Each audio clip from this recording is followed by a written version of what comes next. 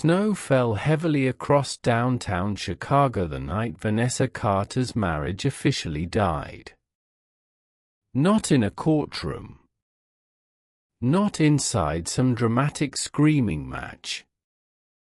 But beneath crystal chandeliers and polite laughter, inside a restaurant filled with people pretending not to listen.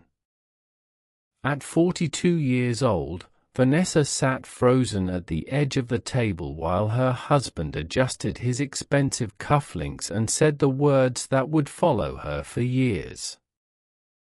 "You stopped trying a long time ago." The silence afterward felt unbearable. Not because people heard him, but because nobody looked surprised. And 3 months later, the same woman he discarded for gaining weight would become the wife of one of the most feared billionaire mafia bosses in Chicago. A man powerful enough to ruin politicians.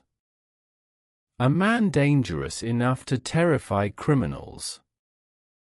A man who looked at her the way no one ever had before. Not with pity. Not with judgment. But with hunger. With respect. With something even more dangerous. Understanding. And the terrifying part? Vanessa trusted him long before she learned who he really was. Vanessa used to believe love meant sacrifice. That was how her mother survived marriage. How her grandmother survived it too. Women endured. Women adjusted. Women made themselves smaller so relationships could breathe easier. And for 16 years, Vanessa did exactly that. When Daniel Carter wanted to expand his construction company, she helped manage invoices late into the night while raising children. When his mother became ill, Vanessa cared for her for nearly 2 years. When stress consumed him, she absorbed it quietly. And somewhere during those years, Vanessa stopped recognizing herself. Not suddenly. Slowly. The way erosion happens. One compromise at a time. At 25, Vanessa had been radiant in ways that had nothing to do with beauty. She laughed loudly. Danced while cooking. Read novels in bathtubs.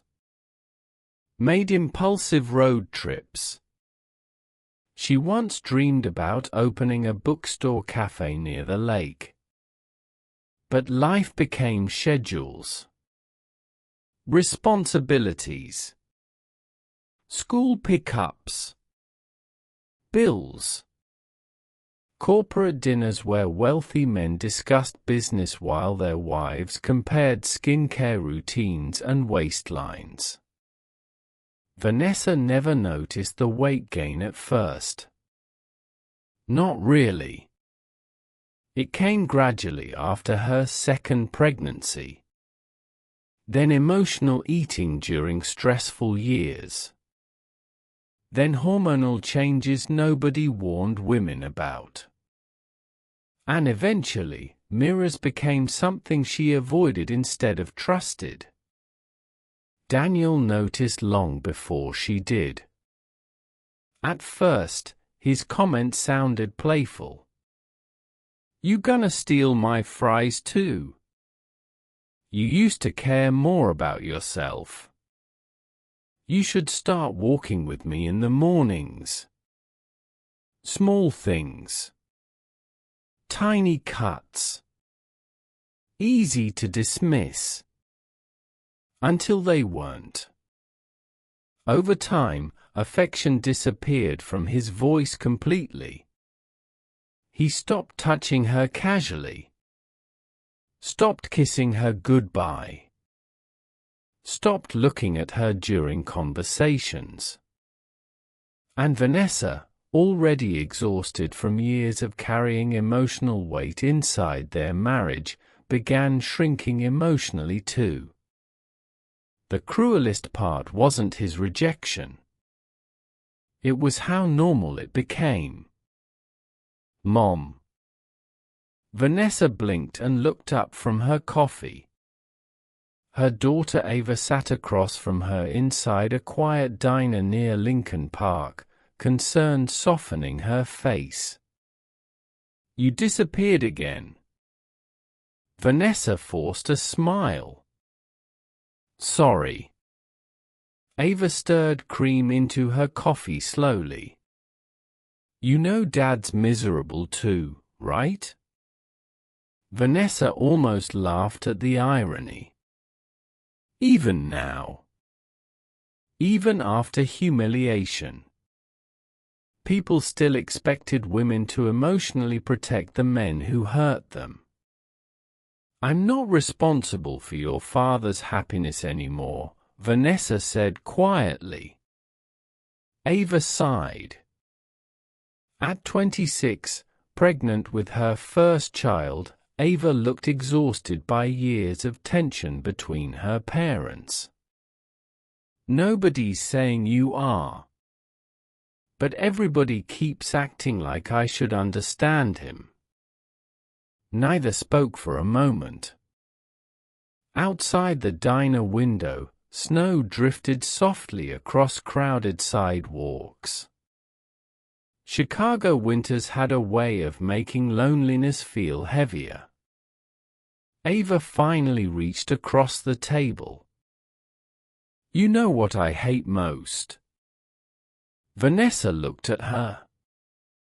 "You stop believing you deserve better." The words hit harder than Daniel's cruelty ever had. Because they were true. After the divorce, Vanessa moved into a modest apartment above a bookstore owned by an older woman named Ruth Kaplan. Ruth was 73. Sharp-tongued, widowed, and completely unimpressed by self-pity. "The world teaches women your age to disappear," Ruth told her one evening while organizing books downstairs. "Your job is refusing to cooperate." Vanessa smiled faintly. "I wouldn't even know where to start." Ruth handed her a stack of novels. "Start by remembering who you were before somebody convinced you to become smaller." The apartment itself was tiny but comforting. Old hardwood floors. Radiators that clanged at night. A fire escape overlooking snow-covered streets. It smelled permanently of coffee and old paper drifting up from the bookstore below. For the first time in years, Vanessa could eat dinner without judgment. Could exist without criticism filling the room. And yet, freedom after heartbreak felt strangely similar to grief. Quiet. Disorienting. Empty in places where noise used to live. Most nights, Vanessa sat alone beside the window reading novels while the city glowed outside. Couples walked hand in hand below her. Young women laughed loudly in crowded bars. Men her age dated women 15 years younger without anyone questioning it. But women over 40? Women with softer bodies and emotional scars? Society treated them like expired versions of themselves. Vanessa hated how deeply she believed that too. By day, she worked as a financial coordinator at the Brighton Community Center on the north side of Chicago. The pay was modest. The building constantly needed repairs. Funding shortages created endless stress. But the work mattered. Single mothers came there for childcare assistance. Elderly residents gathered for warm meals during brutal winters. Teenagers escaped dangerous neighborhoods inside its after-school programs. Vanessa liked the honesty of the place. Nobody cared about designer clothes there. Nobody measured worth through appearances. Still, loneliness followed her quietly. Especially at night. Especially when she climbed into bed alone. Especially when memories returned uninvited. Because heartbreak after 40 wasn't dramatic anymore. It was practical.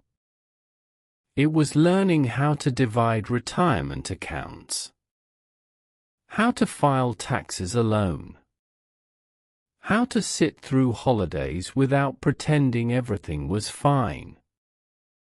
How to wonder if this version of life was permanent. Some nights Vanessa opened dating apps her co-workers recommended. Every conversation felt exhausting. Men posing beside expensive cars.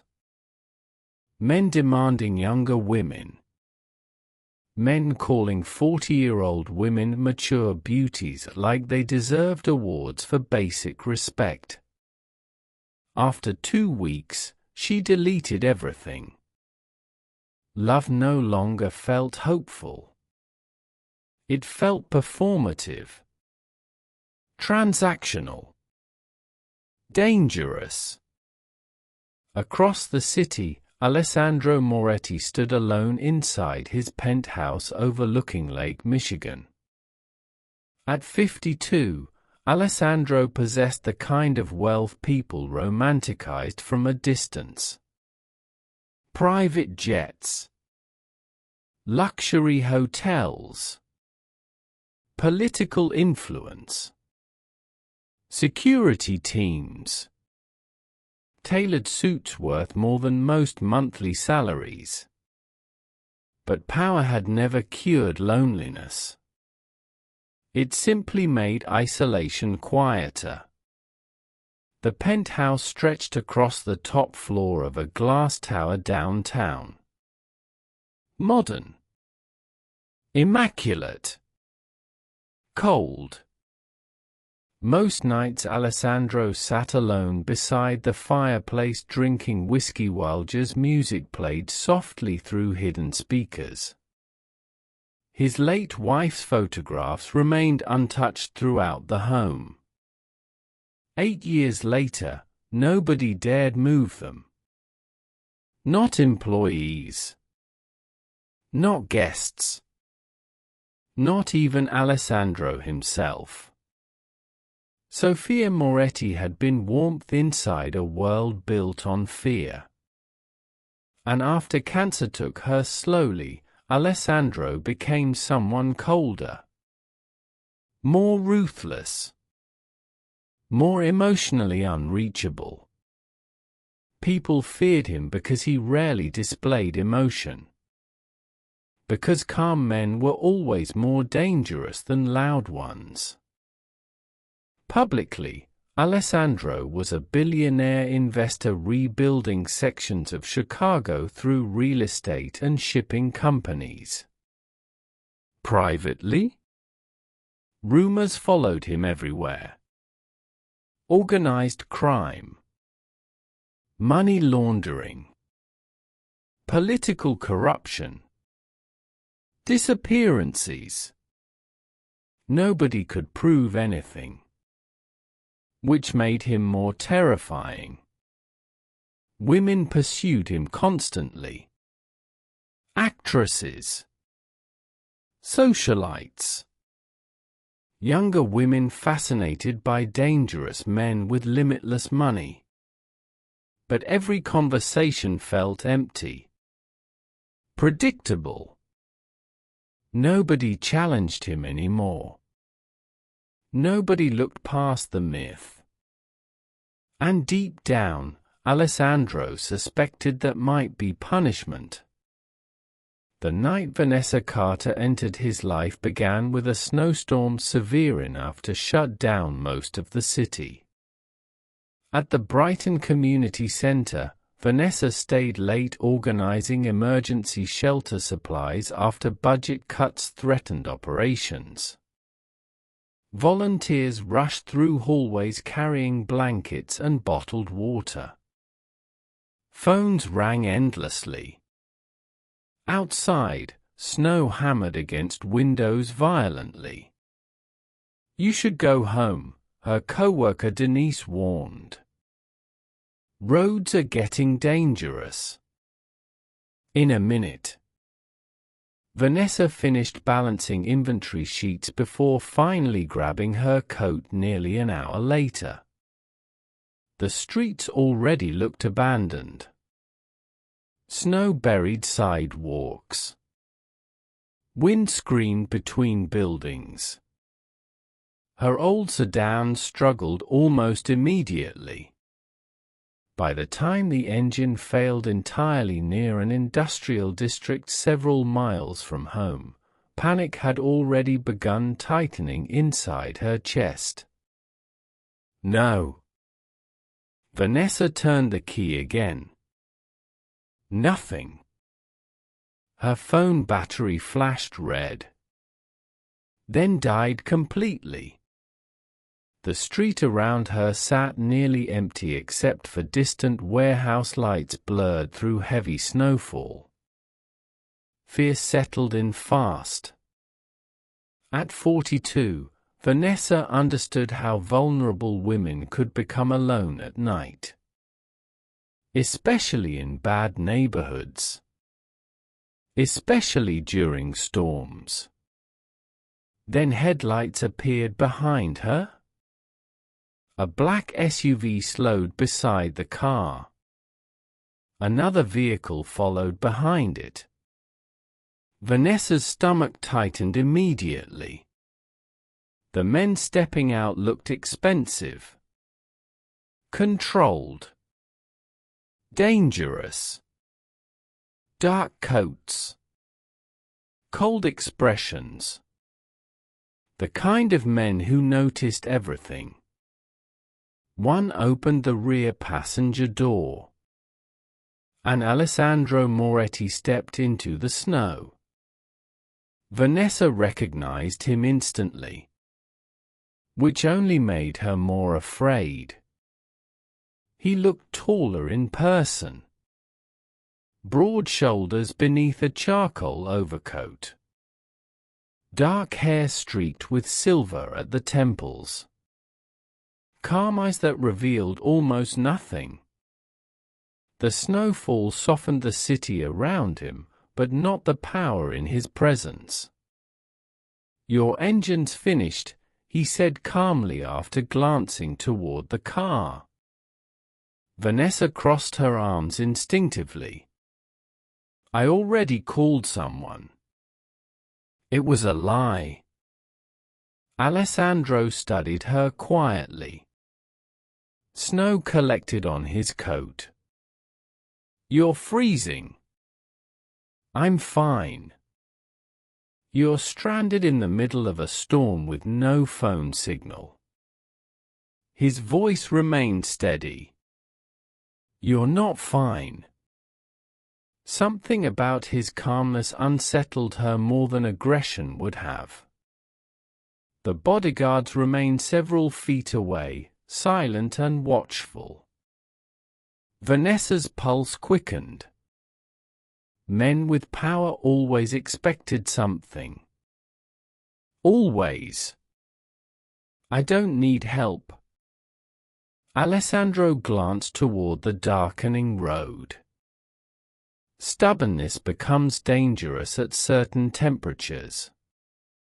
Despite fear, irritation sparked inside her. "You always talk to strangers like employees?" For the first time, Something almost resembling amusement flickered across his expression.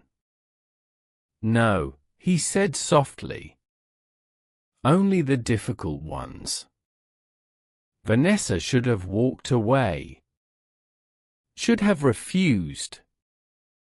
But icy wind cut through her coat violently, and her hands had already gone numb.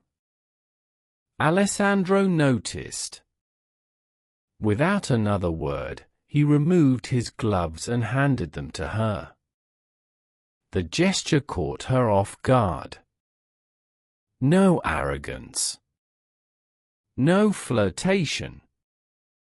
Just quiet practicality. "You can keep arguing with me," he said calmly, "inside the vehicle where it's warm." Vanessa hesitated. Every instinct warned her against stepping into that SUV. Against trusting powerful men. Against repeating old mistakes. But another gust of brutal wind made the decision for her. And as she finally stepped toward the open vehicle door, neither of them realized that moment would change everything. The inside of the SUV smelled like leather, cedarwood, and expensive cologne. Warmth immediately wrapped around Vanessa's frozen skin as the door shut behind her, muting the violent storm outside. For a moment, nobody spoke. The city lights blurred through snow-covered windows while one of the men in the front seat quietly spoke into an earpiece. Vanessa sat rigidly near the door. Every instinct remained alert. Beside her, Alessandro Moretti removed his coat slowly, calm as ever, as though rescuing strangers during snowstorms was part of his nightly routine. "You look terrified," he said finally. Vanessa stared ahead. "Maybe because I watch the news."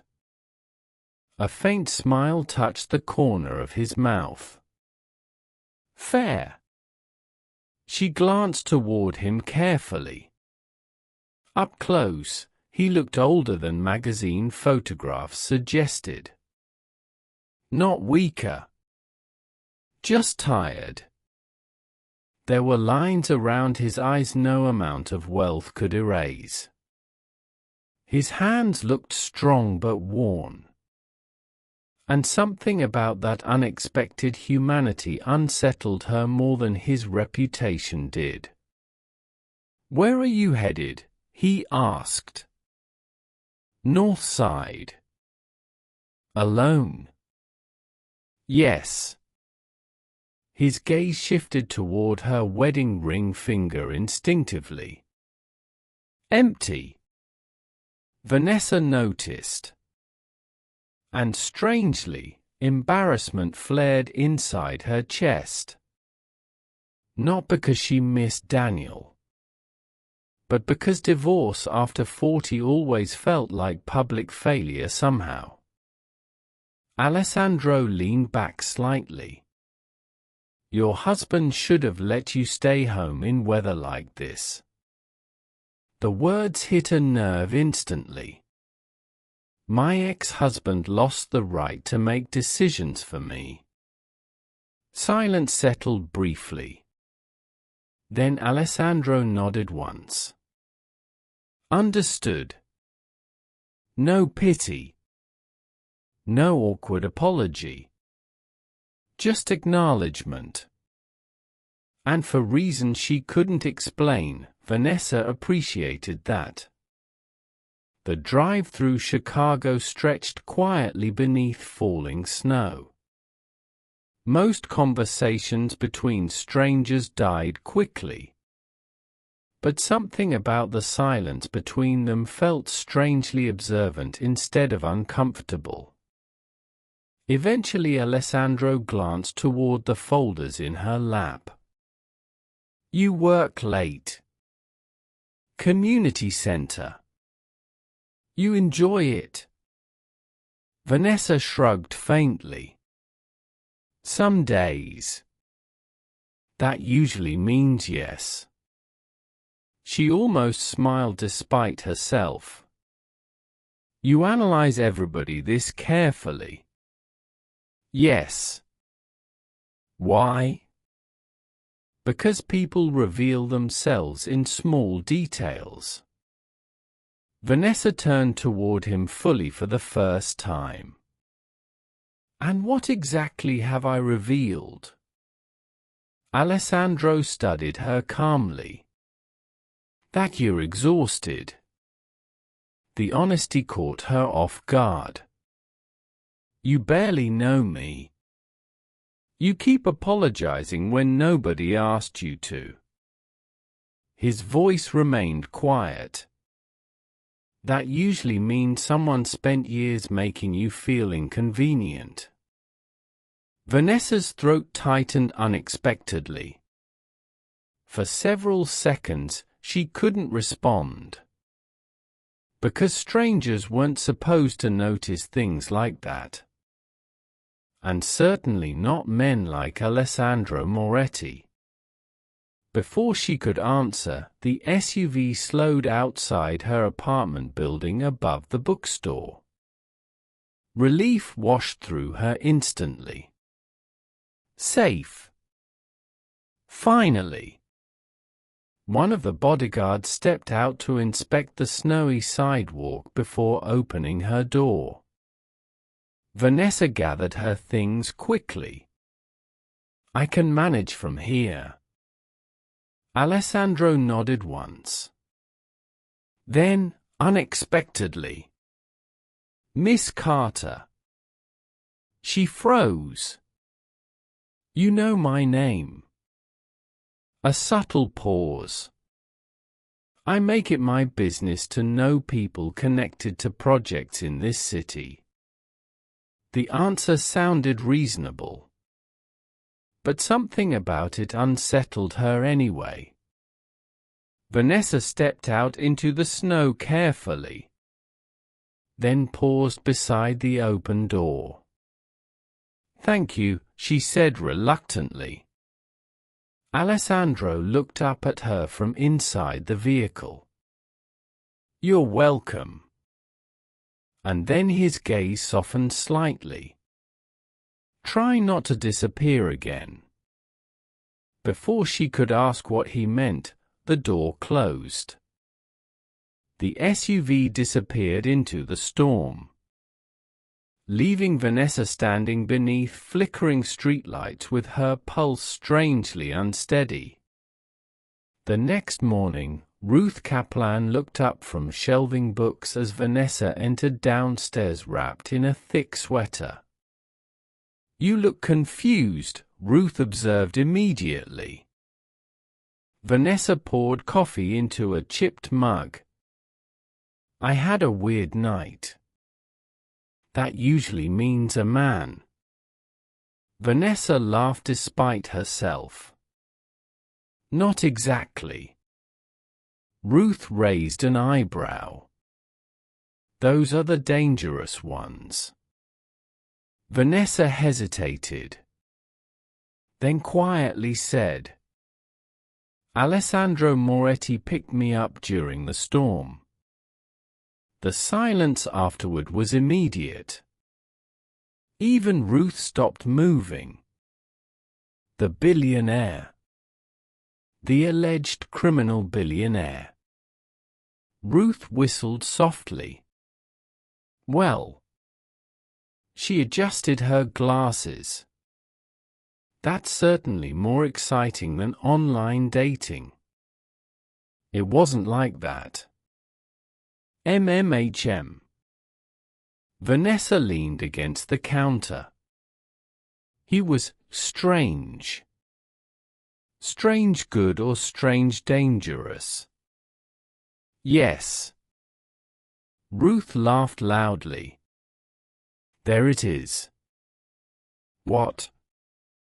The face women make right before they start thinking about somebody they absolutely shouldn't. Vanessa rolled her eyes immediately. "I'm not thinking about him." But later that night, she realized she was. Across the city, Alessandro stood inside his private office overlooking downtown Chicago. Floor-to-ceiling windows framed the skyline behind him while several men discussed contracts around a massive conference table. But Alessandro barely listened. Because for the first time in years, someone had looked at him without calculation. Without fear disguised as politeness. Without seduction. Vanessa Carter looked at him with suspicion. Disapproval. Honesty. It intrigued him more than beauty ever could. "She works at Brighton Community Center," his head of security, Luca, said quietly while handing over a file later that afternoon. Alessandro took the folder without speaking. "She's clean. No financial issues outside the divorce settlement. 2 adult children. No criminal connections." Alessandro flipped through several pages silently. Photographs. Employment history. Medical records. Divorce proceedings. And suddenly, guilt flickered faintly inside him. Because he already knew too much about her? That was how his world operated. Information first. Trust never. Still, one detail caught his attention immediately. Daniel Carter. Construction contracts tied to Moretti-owned developments years earlier. Alessandro's expression darkened slightly. Interesting. Very interesting. 3 weeks later, Vanessa stood inside the Brighton Community Center staring at a financial report that made her stomach sink. "We can't survive another quarter like this," Denise whispered beside her. Heating costs had skyrocketed after the storm damage. City funding cuts continued. Several programs faced closure. The elderly meal service alone might disappear by spring. Vanessa rubbed her temples tiredly. What about the emergency grant? Rejected. And private donors? Denise laughed bitterly. Rich people donate to art museums, not struggling neighborhoods. Vanessa wanted to argue. But she couldn't. By Friday afternoon, morale throughout the center had collapsed completely. Then suddenly, everything changed. A luxury black sedan arrived outside just before closing. 2 sharply dressed men entered carrying paperwork. And 30 minutes later, the director nearly burst into tears. "What happened?" Vanessa asked. The director looked stunned. "We received a private donation." "How much?" "Enough to keep us operating for at least 2 years." The room fell silent. Denise blinked repeatedly. Who donated that kind of money? The director checked the paperwork. It says the donor wishes to remain anonymous. But Vanessa already knew. Somehow. She already knew. 3 days later, she marched directly into the lobby of the Moretti International Tower downtown. The receptionist looked startled as Vanessa approached the desk in a wool coat and snow-covered boots. "I need to speak with Alessandro Moretti." "Do you have an appointment?" "No." "I'm sorry, Mr. Moretti doesn't. He knows who I am." That part, apparently, was true. Because within minutes, security escorted Vanessa upstairs toward a private executive floor overlooking the city. Her pulse hammered harder with every step. The office itself looked impossibly expensive. Dark marble floors. Floor-to-ceiling windows. Quiet power in every detail. And standing beside the window in a charcoal suit, Alessandro Moretti. He turned slowly when she entered. No surprise crossed his face. "You found me." Vanessa crossed her arms instantly. "You donated the money." "Yes." "Why?" "Because the center matters." "That's not an answer." Alessandro gestured calmly toward the seating area. Vanessa remained standing. "I don't owe you gratitude because you can afford generosity." For a moment, silence filled the room. Then unexpectedly, Alessandro laughed quietly. A real laugh. Low and brief but genuine enough to shock even himself. Vanessa frowned. "What's funny?" "You are." Her irritation deepened instantly. "I'm serious." "I know." His eyes held hers steadily. "That's why it's funny." Vanessa should have left then. Instead, curiosity rooted her in place. People usually expect praise when they write checks that large. Most people enjoy being indebted. And you don't. "No." Alessandro studied her carefully. "That must make life difficult." "It makes life honest." Something shifted between them then. Subtle. Dangerous. Not attraction exactly. Recognition. Two people accustomed to disappointment suddenly encountering someone impossible to predict.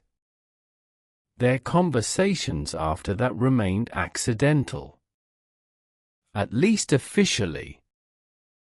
Alessandro began visiting the community center under the excuse of discussing redevelopment investments nearby. Vanessa suspected most of those meetings were unnecessary. Still, he kept showing up. Sometimes bringing food for volunteers. Sometimes reviewing renovation plans. Sometimes simply standing quietly beside elderly residents while they talked endlessly about grandchildren and arthritis. And strangely, the feared billionaire listened patiently every time. One afternoon Vanessa found him sitting beside Mr. Reynolds, an 80-year-old widower who visited the center daily for free coffee. "You know what the secret to marriage is?" Mr. Reynolds asked. Alessandro leaned back slightly. "Enlighten me." Choosing the same person repeatedly. Vanessa paused nearby, pretending to organize paperwork while listening. Mr. Reynolds pointed a shaky finger toward Alessandro. People think love is feelings. It isn't. What is it then? Alessandro asked quietly. The old man smiled sadly. Staying after feelings become complicated. The words lingered in the room long after the conversation ended. Later that evening, Vanessa found Alessandro alone near the supply room.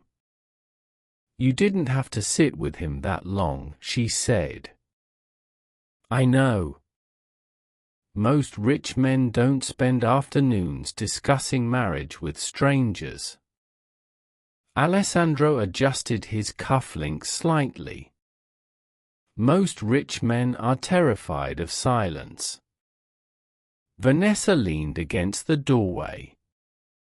And you? His gaze lifted toward hers slowly. I got used to loneliness. The honesty in his voice caught her off guard again. And for several seconds, neither looked away. The tension between them shifted subtly. Warmer now. More dangerous. Weeks passed. Winter deepened. And somehow Alessandro Moretti became part of Vanessa's routine. Not dramatically. Quietly. He'd arrive unexpectedly with coffee during long budgeting nights. He remembered details she mentioned casually weeks earlier. He noticed when she looked exhausted. And unlike Daniel, he listened when she spoke. One evening after closing, Vanessa struggled carrying heavy donation boxes toward storage. Before she could protest, Alessandro took them effortlessly from her hands. I can do that myself. I know. Then why are you helping? He looked at her calmly. Because you're tired. The simplicity of the answer unraveled something inside her. No criticism. No hidden insult about her body. No irritation. Just concern. Vanessa looked away quickly. You're very strange. A faint smile touched his mouth. So I've been told. But attraction frightened her. Not because Alessandro lacked charm. Because he had too much of it. Dangerous men always did. And despite their growing connection, Vanessa never forgot the rumors surrounding him. The whispered stories. The bodyguards. The quiet power surrounding every room he entered.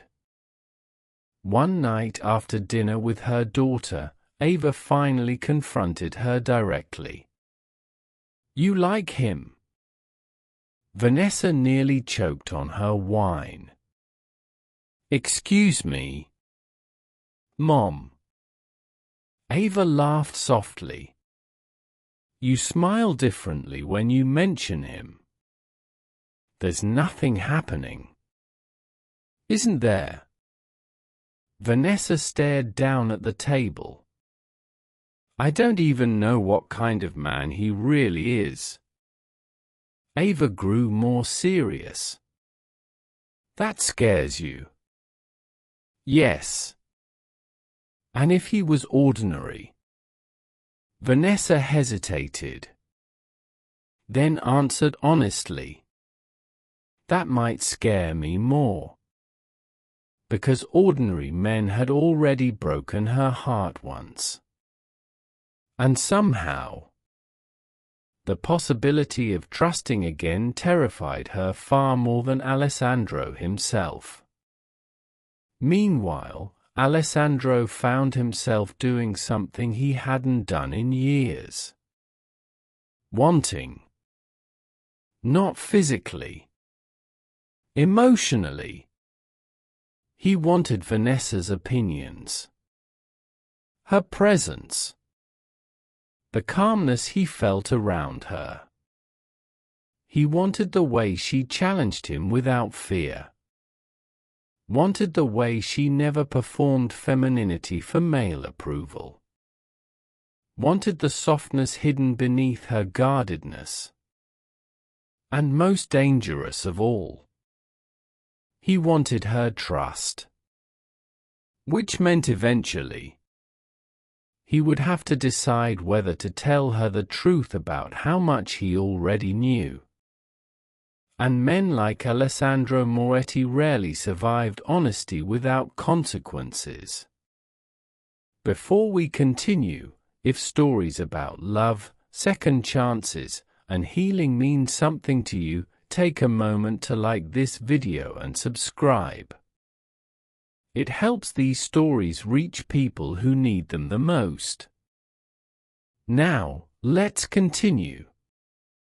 And tell me in the comments, do you believe it's never too late to fall in love again? By early March, Chicago began thawing slowly. Snow melted into rain. Sidewalks glistened beneath gray skies. And somehow, without either of them fully acknowledging it, Vanessa Carter and Alessandro Moretti had become part of each other's lives. Not through dramatic romance. Not through passionate declarations. But through routine. Quiet consistency. The kind of intimacy mature adults trusted more than words. Every Tuesday morning, Alessandro arrived at the Brighton Community Center with coffee from a small cafe Vanessa loved downtown. He never asked what she wanted anymore. He simply remembered. 1 cream. No sugar. Extra hot. And every time he handed it to her, Vanessa hated how much that small gesture affected her. Because after years of feeling overlooked, being remembered felt dangerously intimate. "You're staring again," Denise whispered one afternoon. Vanessa looked up immediately. "I am not." Denise nearly laughed while organizing donated clothing nearby. "Vanessa, that man owns half the city and still finds excuses to spend 4 hours here listening to elderly people complain about soup temperatures. He's invested in the redevelopment project. MHM. Vanessa ignored her. Mostly because Denise wasn't entirely wrong. At first Alessandro kept interactions professional. Measured. But over time, something softened. He stayed longer after meetings. Started helping volunteers stack chairs. Sometimes walked through the neighborhood with Vanessa after closing while security vehicles followed several blocks behind discreetly. And during those walks, they talked. Really talked. About aging parents. About regrets. About exhaustion. About the strange loneliness people experienced after 40 when life looked successful from the outside but empty underneath. One evening they stopped beneath flickering streetlights while cold rain misted across the sidewalks. "You know what surprises me most about divorce?" Vanessa asked quietly. Alessandro glanced toward her. The silence afterward. She wrapped her coat tighter around herself. You spend years adjusting your life around another person's presence. Their schedule. Their moods. Their habits. Her voice softened. Then suddenly, nobody's there. Alessandro understood that kind of silence intimately. After Sophia died, entire rooms inside him had gone permanently quiet. What was she like? The question surprised him. Vanessa rarely mentioned his late wife directly. Sophia. Vanessa nodded carefully. For several seconds Alessandro simply watched rain slide across parked cars. She laughed loudly, he said finally. The answer caught Vanessa off guard. She used to embarrass me intentionally in public. A faint smile touched his face. Said powerful men took themselves too seriously. Vanessa smiled softly. You loved her very much.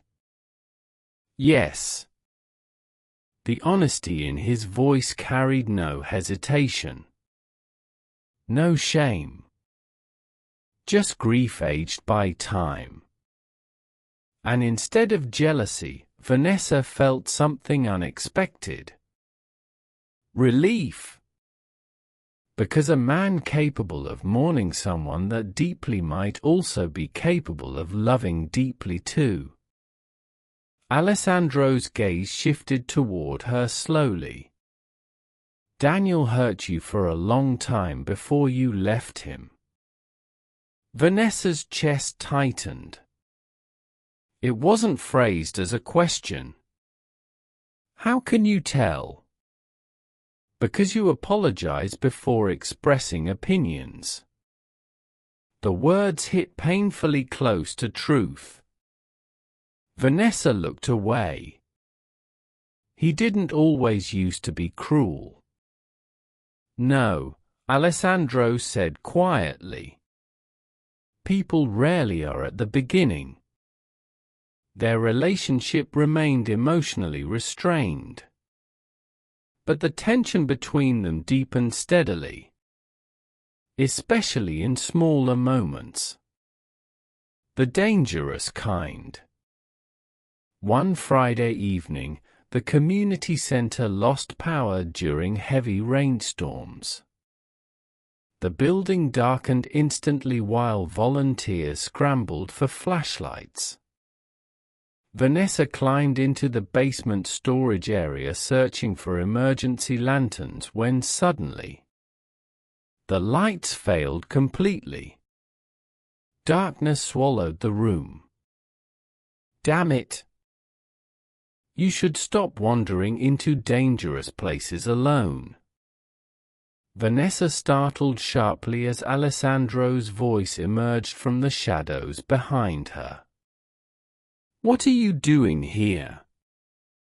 He stepped closer holding a flashlight. Looking for you. The beam illuminated dust floating between them.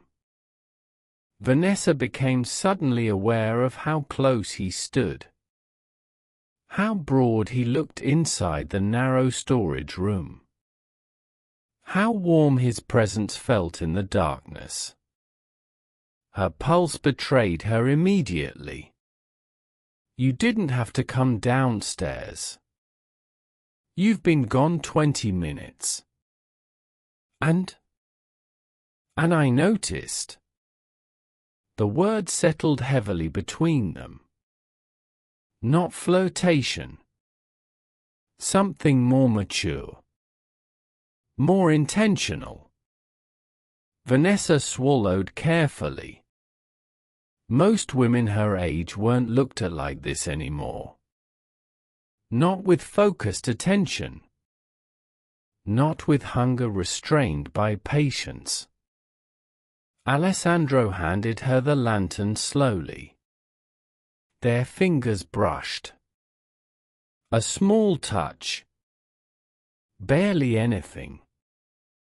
And yet Vanessa's entire body reacted. Because it had been years since physical closeness carried tenderness instead of expectation. The silence deepened. Neither moved away immediately. Then Alessandro spoke quietly. "You're shaking." "I'm cold." "No." His eyes held hers steadily. "That isn't why." Vanessa's breath caught softly. For one dangerous second, she thought he might kiss her. And the terrifying part? She wasn't sure she would stop him. But footsteps echoed upstairs suddenly. The moment shattered instantly. Vanessa stepped back first. Alessandro looked away slightly, jaw tightening with restraint. And somehow, that restraint affected her more than impulsiveness ever could have. That night, Vanessa couldn't sleep.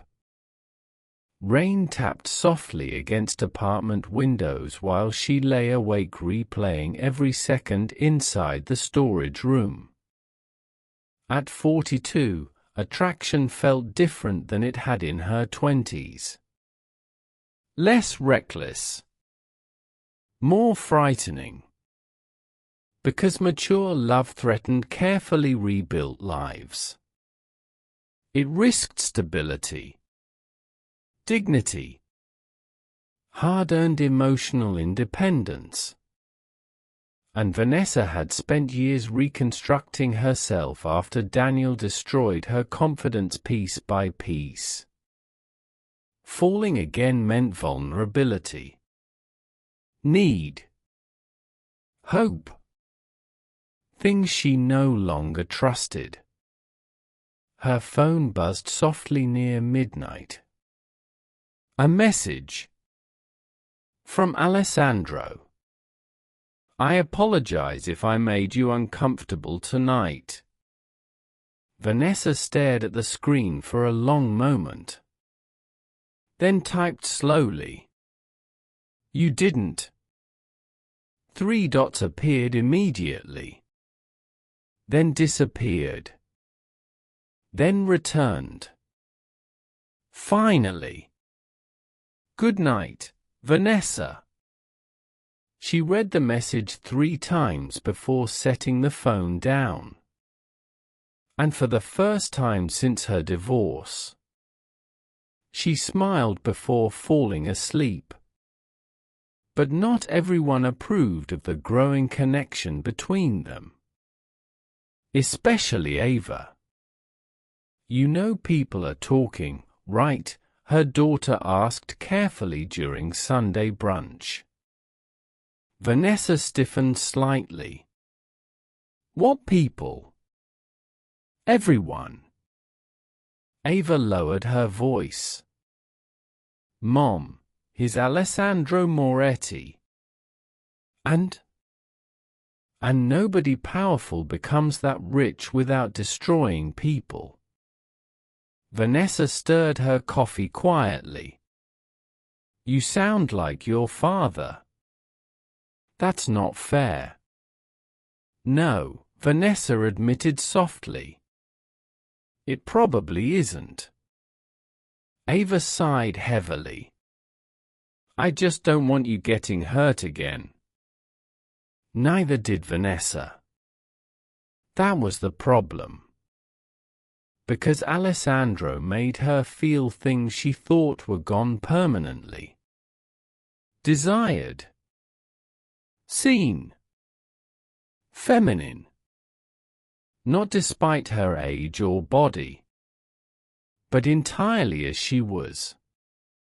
And that kind of acceptance became addictive frighteningly fast.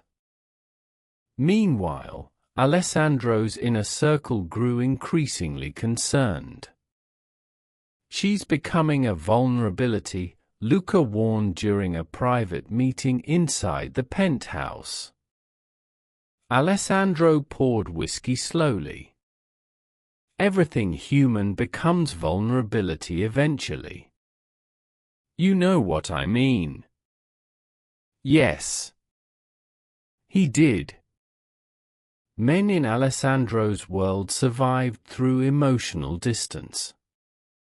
Attachments created weaknesses enemies exploited mercilessly.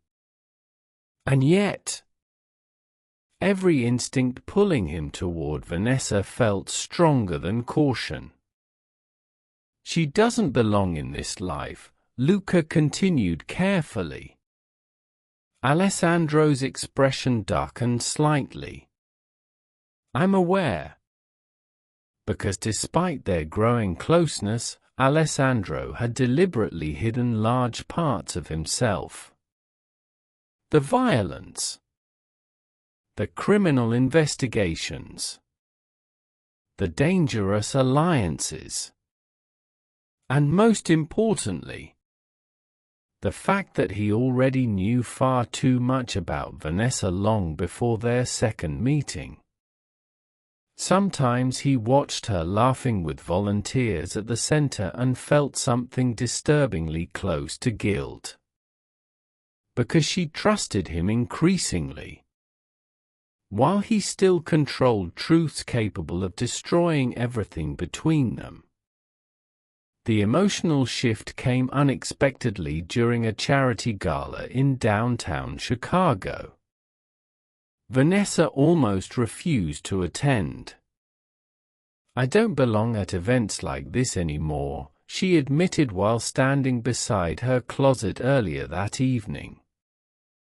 Alessandro adjusted his cufflinks calmly inside her apartment doorway. "You never stop belonging anywhere." The words affected her more than compliments about beauty ever could. Eventually she agreed. And when Vanessa stepped into the gala ballroom later that night wearing a dark emerald dress that hugged her softer curves elegantly, the entire room noticed. Not because she looked young. Not because she looked thin. But because confidence transformed her completely. Alessandro noticed too. His gaze lingered openly as she approached him beneath glittering chandeliers. For several seconds he said nothing at all. Vanessa raised an eyebrow nervously. "What?" "You're extraordinary." Her breath caught softly. No man had looked at her like that in years. Not politely. Not performatively. Genuinely. Throughout the evening Alessandro remained subtly attentive. His hand rested lightly against her lower back while introducing her to business associates. He brought her champagne before she asked. Listened when she spoke instead of interrupting. Tiny gestures. But mature women notice tiny gestures because most men stopped making them long ago. And slowly, Vanessa began relaxing beside him publicly. Until she saw Daniel standing near the bar, watching them. Cold dread flooded her instantly. Daniel approached with his younger girlfriend hanging possessively from his arm. "Well," he said mockingly. "This is unexpected." Vanessa straightened immediately. "Daniel." His eyes traveled critically over her body. "Even now. Even after everything." The judgment remained automatic. You certainly upgraded financially. Alessandro's expression never changed. But the air around him became noticeably colder. Vanessa forced calmness. We're leaving. But Daniel stepped closer first. You know what people are saying about you, right? Daniel.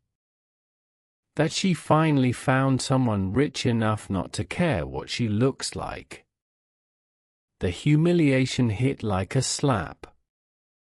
Old wounds reopening instantly beneath crowded lights and whispered conversations. Vanessa froze. And Alessandro finally spoke. Quietly. Dangerously. You should leave. Daniel laughed bitterly. Or what? The silence afterward felt terrifying. Because Alessandro didn't raise his voice. Didn't threaten. He simply looked at Daniel with calmness sharp enough to cut glass. And suddenly Daniel stopped smiling. Instinctively. Like prey recognizing something lethal. Now, Alessandro said softly. Daniel backed away without another word. His girlfriend followed immediately. Vanessa stood motionless afterward, humiliation and anger battling inside her chest. I'm sorry, she whispered. Alessandro turned toward her. For what? For causing a scene. A flicker of pain crossed his expression. Vanessa. His voice lowered carefully. You do not apologize for being mistreated. The words nearly broke something inside her. Because nobody had defended her like that in years. Nobody. Later that night, Alessandro drove her home himself. No bodyguards inside the vehicle this time. Only quiet jazz music and city lights reflecting across wet streets. Vanessa stared silently out the window for several minutes before finally speaking. You know what the worst part is. Alessandro glanced toward her briefly. Part of me still believes him. The confession came out small. Fragile. He spent so many years making me feel undesirable that sometimes her throat tightened. Sometimes I can still hear his voice when I look in the mirror. Alessandro gripped the steering wheel harder. Because suddenly anger felt dangerously personal. When he finally spoke, his voice carried unusual softness. He was blind. Vanessa gave a faint, broken laugh. That's easy for you to say. No, Alessandro slowed at a red light before turning toward her fully. It isn't. The intensity in his gaze made her pulse stumble. You think I don't understand beauty after 50 years of life? Vanessa couldn't look away. Alessandro's voice lowered almost to a confession.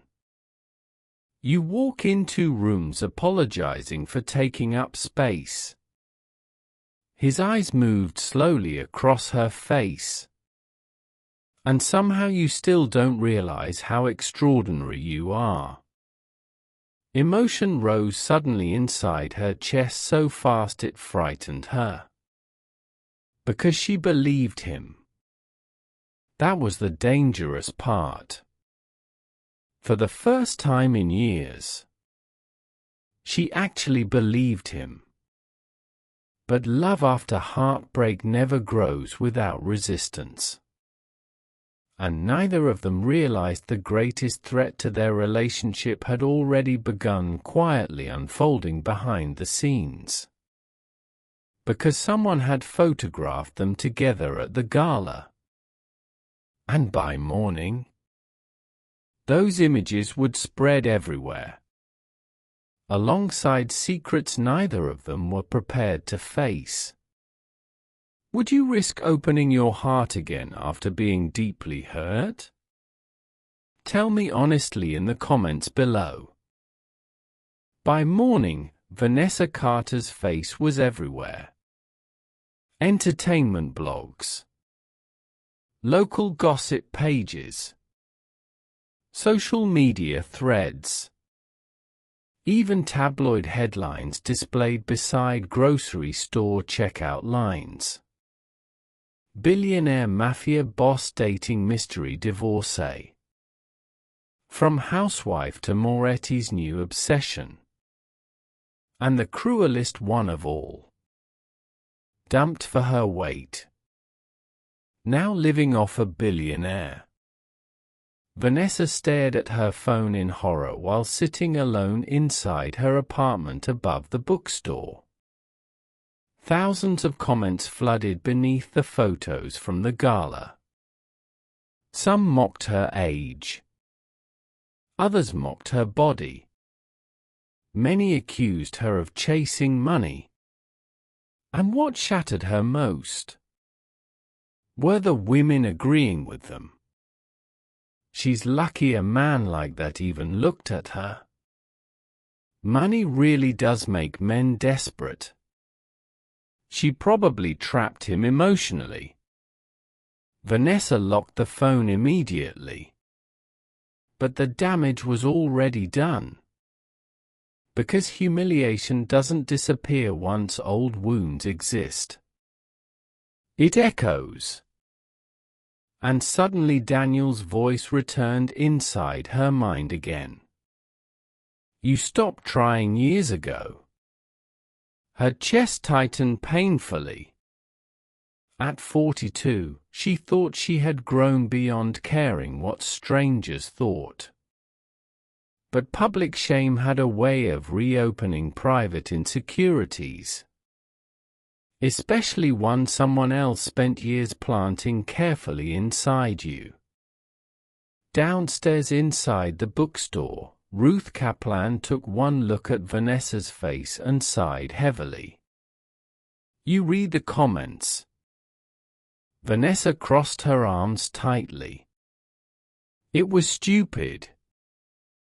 No, Ruth adjusted her glasses. Cruel. Vanessa looked away. They're not entirely wrong.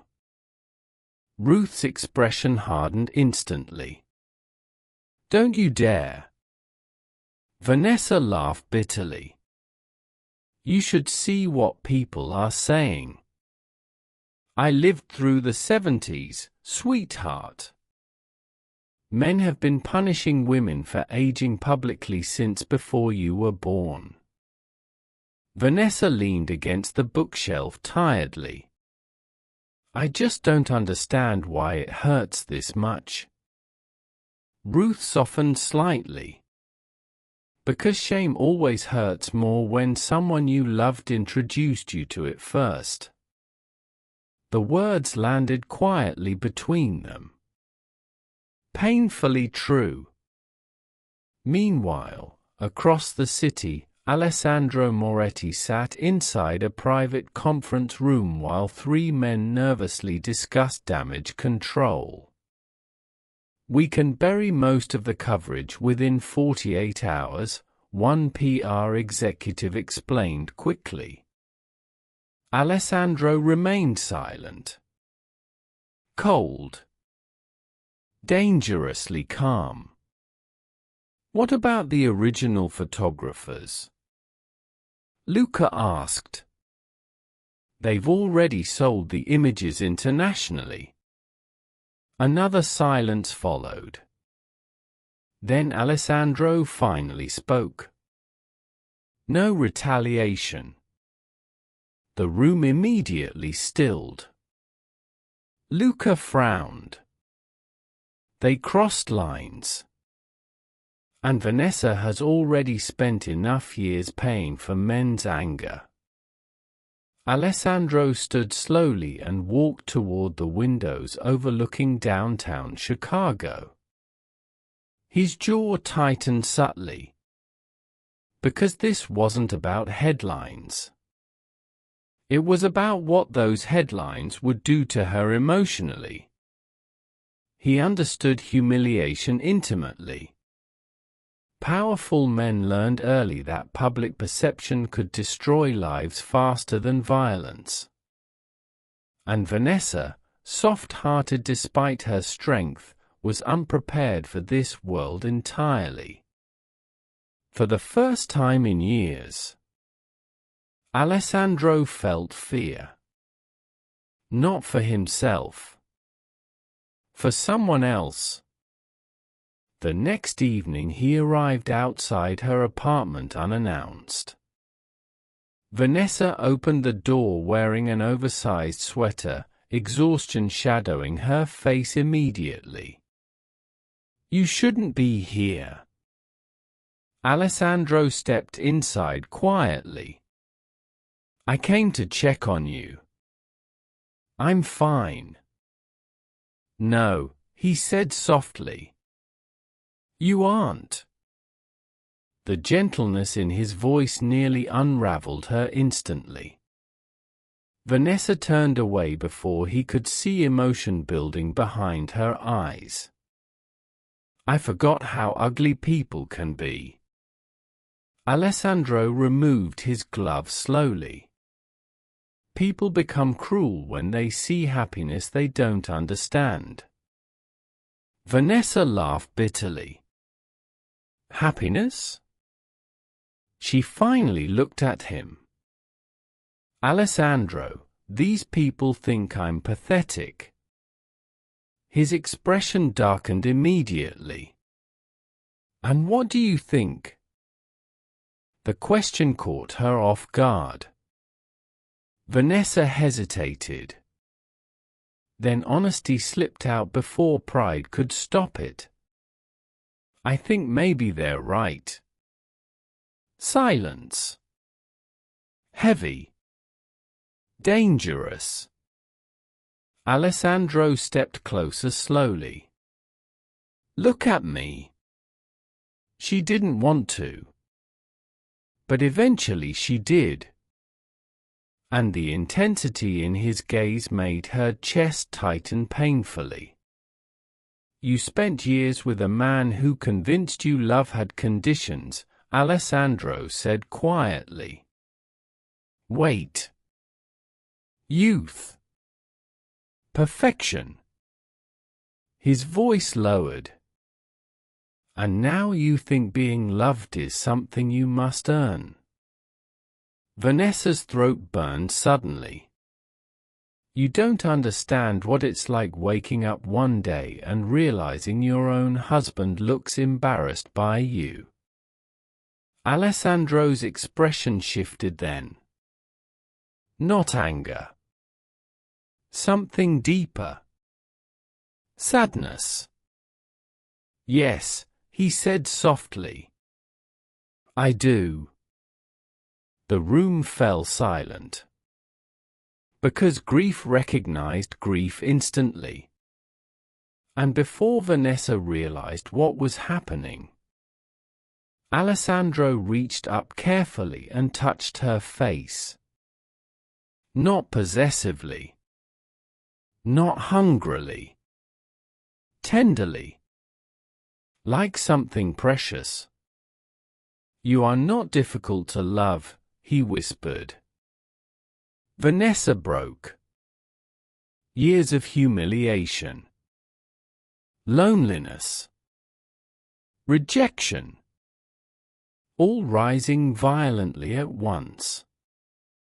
And suddenly she was crying against his chest while Alessandro held her silently in the middle of the apartment. No speeches.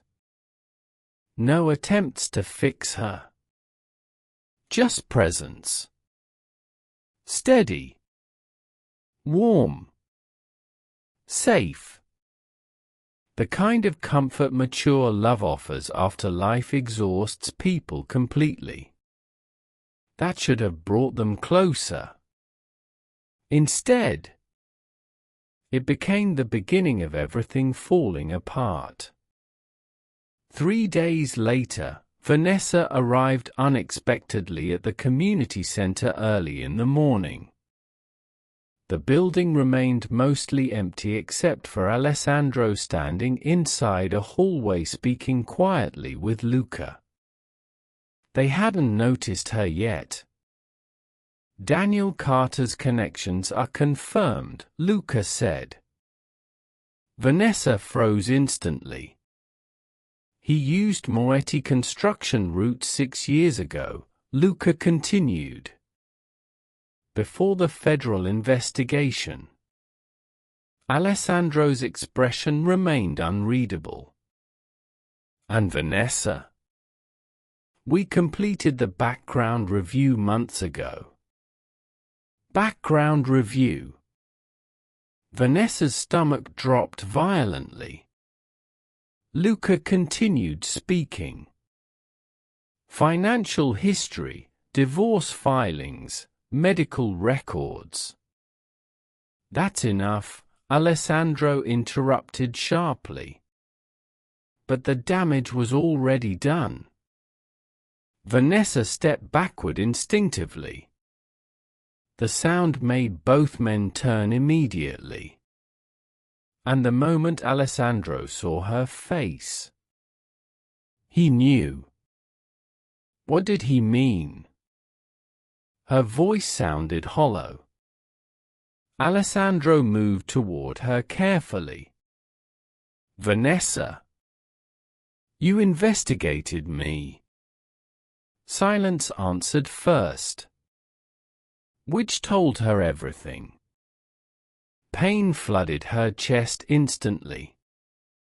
Not dramatic pain. Not screaming heartbreak. Something worse. Betrayal mature enough to feel familiar. How long, she whispered. Before or after the snowstorm? Alessandro's jaw tightened. In my world, caution keeps people alive. Vanessa stared at him in disbelief. So every conversation? No. Every kind gesture? Vanessa, you already knew everything about me. Her breathing became uneven. My divorce. My finances. My insecurities. My children. Tears burned behind her eyes again. And suddenly every interaction between them felt contaminated. Studied. Controlled. How could you do that? Alessandro stepped closer carefully. Because men around me lie constantly. Because trusting blindly gets people hurt. So you studied me instead. His silence devastated her. Because part of him knew she was right. Men like Alessandro survived through information. Through control. Through anticipating betrayal before it happened. But love had complicated instincts built for survival. And somewhere along the way, what began as caution became genuine feeling. Real enough to terrify him. Vanessa, he said quietly, what I feel for you is real. But the beginning wasn't. The words cut deeply because they carried truth. She stepped backward again. You made me feel safe. You are safe with me. No, Vanessa whispered painfully. I was vulnerable with you. The difference nearly destroyed him. The separation afterward devastated them both. Vanessa stopped answering calls. Stopped going anywhere except work and home. Emotionally, she retreated completely. Because betrayal after 40 reshapes people differently. You don't collapse dramatically anymore. You shut down. Quietly. Carefully. Protecting whatever pieces remain intact. Meanwhile, Alessandro returned to his isolated world colder than before. The penthouse felt emptier now. The silence harsher. Because Vanessa had done something nobody else managed in years. She made him want softness again. And losing her felt disturbingly similar to grief. One evening Luca found him sitting alone beside the fireplace, untouched whiskey in hand. You love her? Alessandro stared ahead silently. Yes. The admission came quietly. Like surrender. Luca hesitated. Then why didn't you trust her? Alessandro finally looked up. And for the first time in years, genuine regret showed openly across his face. Because I no longer remembered how. Weeks passed. Then everything changed again. At 2:30 in the morning, Vanessa's phone rang violently beside her bed. Ava's in the hospital.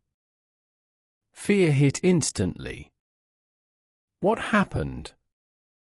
Complications with the pregnancy. The next several hours blurred into panic. Hospital lights. Doctors speaking rapidly. Emergency surgery discussions. Vanessa sat trembling alone in waiting rooms, trying not to collapse emotionally. Then suddenly, a familiar voice spoke behind her. You should eat something. Vanessa turned sharply. Alessandro stood there holding coffee and food containers. No bodyguards visible. No dramatic entrance. Just quiet presence. How did you know? Ava's husband called the center looking for you. Vanessa looked exhausted. You didn't need to come. Yes, Alessandro said softly.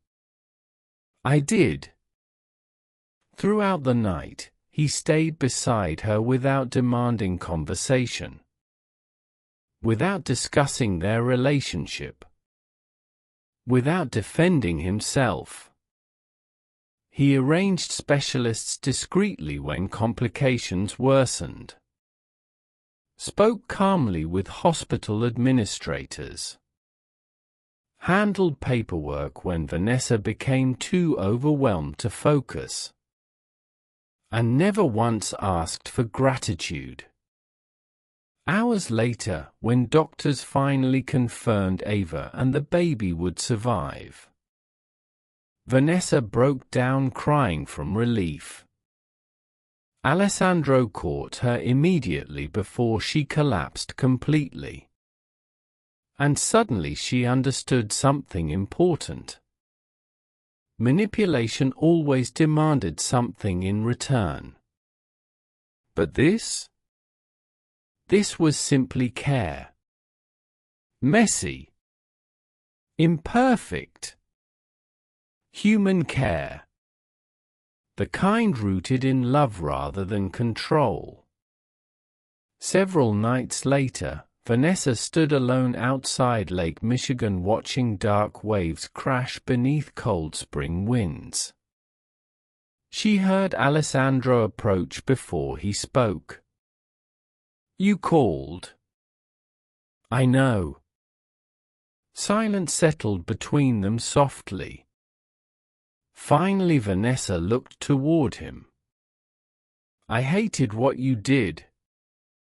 "You should. But I also know fear changes people." Alessandro's expression tightened. "I spent years surviving betrayal before I met you." "So did I." Their eyes held. Two damaged people standing inside shared exhaustion. Vanessa's voice softened. "I think we both forgot love requires trust before certainty." The words hit him deeply. Because she was offering something dangerous again. Another chance. Not because he deserved it. Because healing sometimes required courage from both people. Alessandro stepped closer slowly. "I don't know how to do this perfectly." "Neither do I. And I will probably fail sometimes." Vanessa gave a small sad smile. "So will I."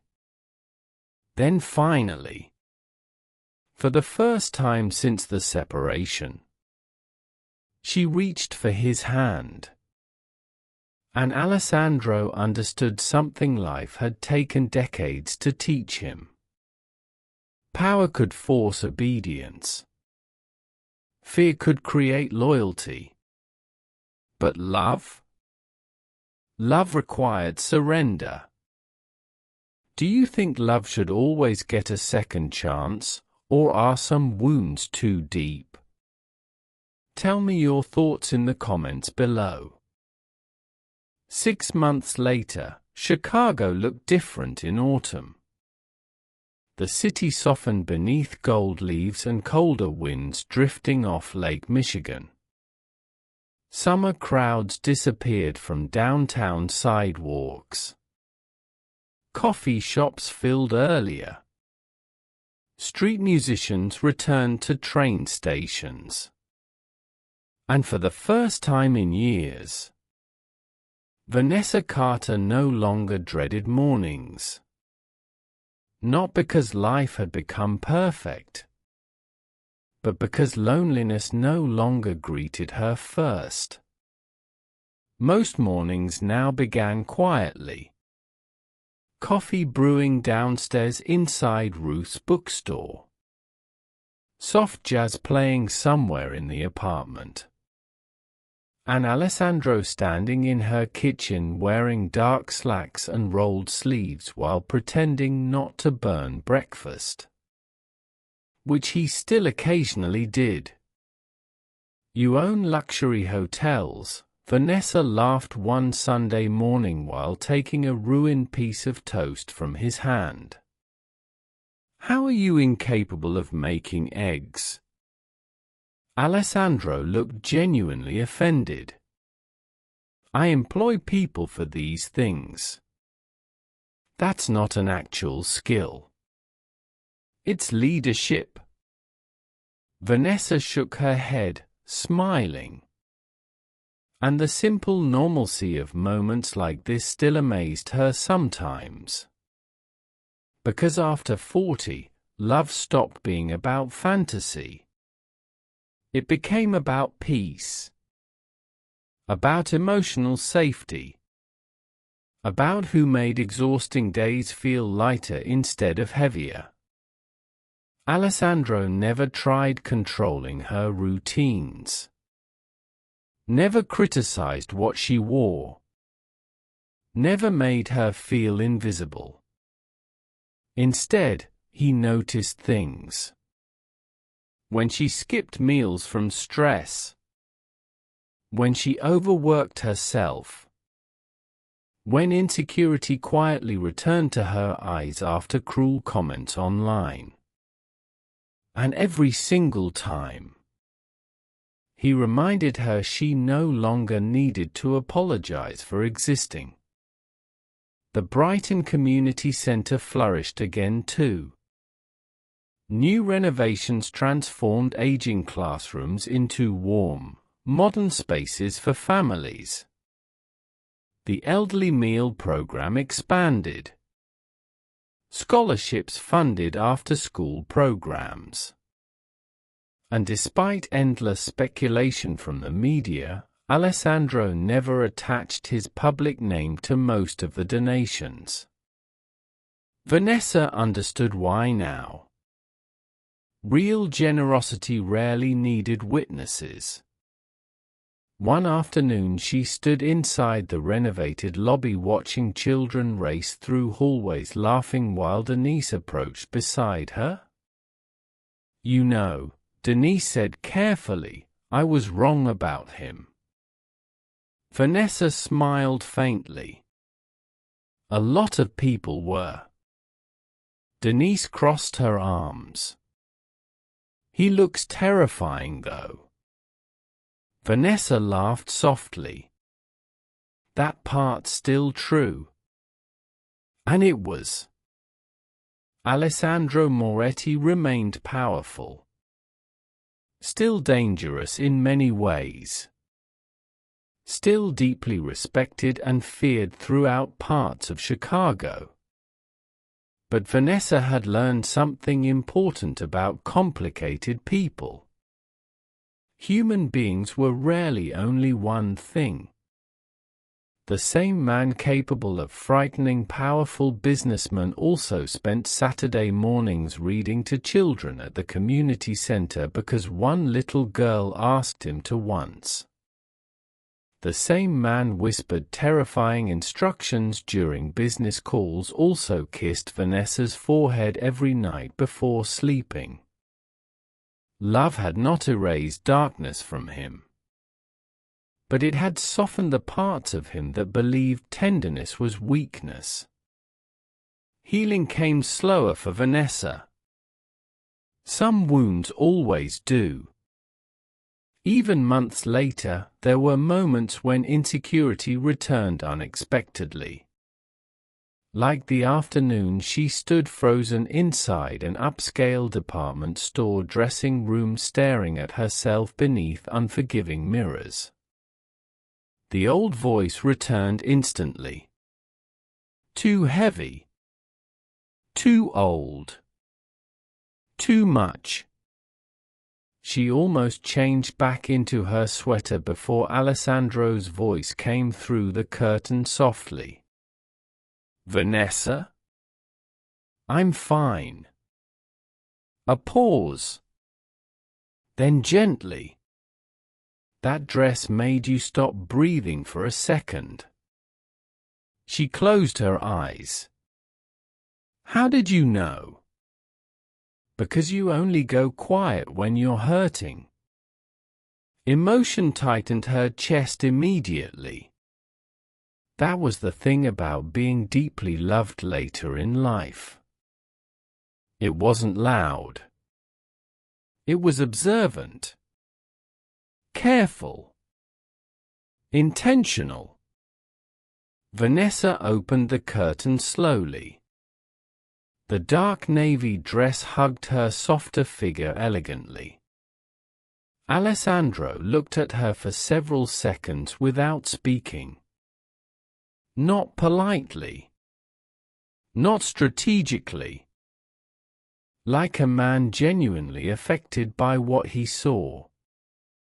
"You're beautiful," he said simply.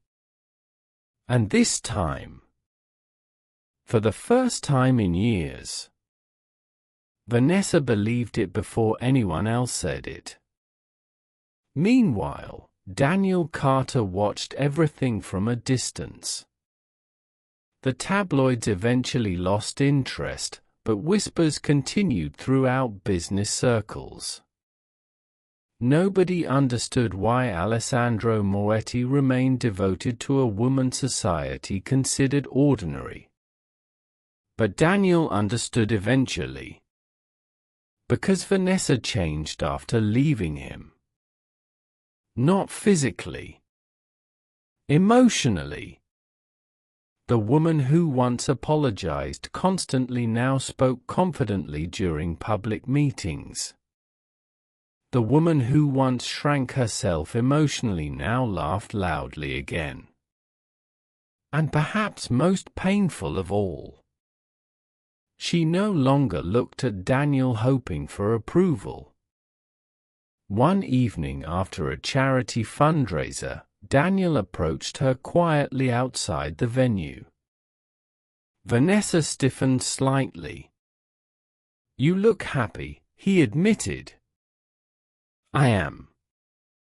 Daniel glanced toward Alessandro waiting nearby beside a black car. "I never understood what he saw in you." Years ago, those words would have destroyed her. Now? Vanessa simply smiled sadly. "That's because you only knew how to love people who made you feel important." Daniel looked away first.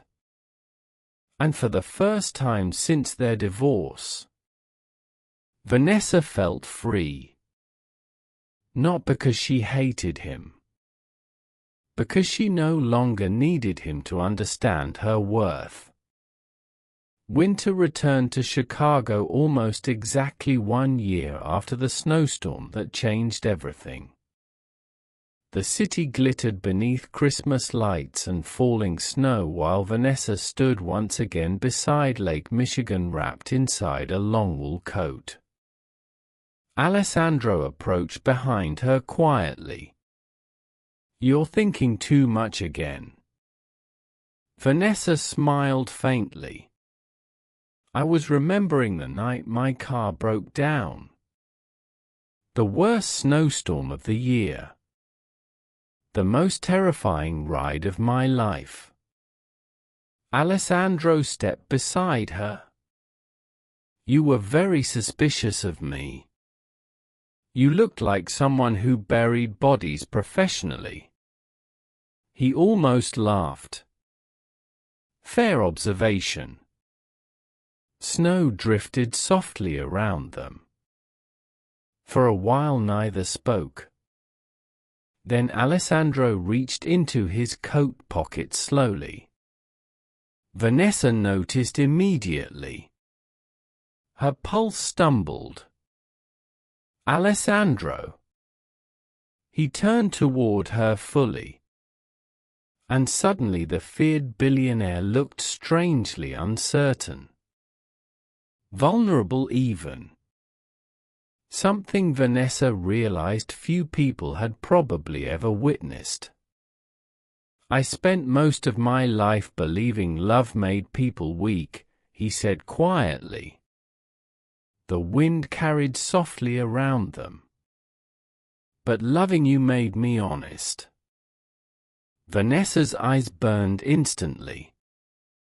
Alessandro held out a small velvet box carefully. "I don't want perfection with you." His voice roughened slightly. "I don't want youth. I don't want performance." He stepped closer. "I want ordinary mornings. Difficult conversations. Coffee. Arguments. Your hand in mine when life becomes frightening again." Tears slipped down Vanessa's face quietly. And Alessandro, dangerous, powerful Alessandro Moretti, looked at her like his entire future depended on the answer. "Marry me." The moment felt nothing like fairy tales. No cheering crowds. No dramatic music. Just two people past 40 standing beside freezing water carrying every scar life gave them. And somehow, that made it more beautiful. Vanessa laughed softly through tears. You know this is insane, right? Yes. You're emotionally exhausting. I've been told. You terrify most of Chicago. A faint smile touched his mouth. Only most. She looked at the ring. Then at the man holding it. The man who saw her clearly. Fully. Not despite her age, scars, or softness. But with reverence for everything she survived. And finally, Vanessa Carter said yes. 3 months later they married quietly inside a historic library surrounded by close friends, family, and soft candlelight. Ruth cried openly through the ceremony while pretending she had allergies. Ava held her newborn daughter in the front row watching her mother smile in ways she hadn't seen for years. And Alessandro, calm, composed Alessandro, looked more emotional than anyone expected when Vanessa walked toward him wearing ivory silk and simple elegance.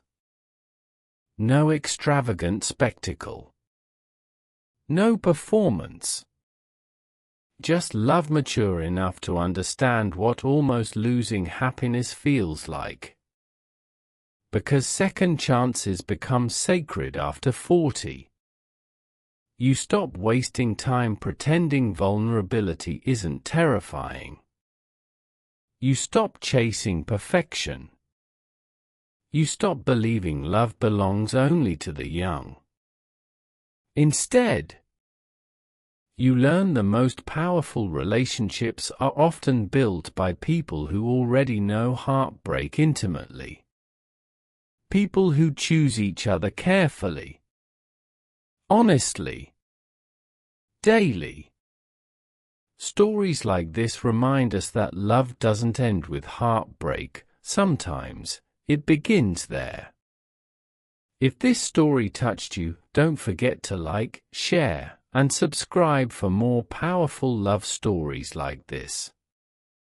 And tell me, what would you do if love found you again when you least expected it?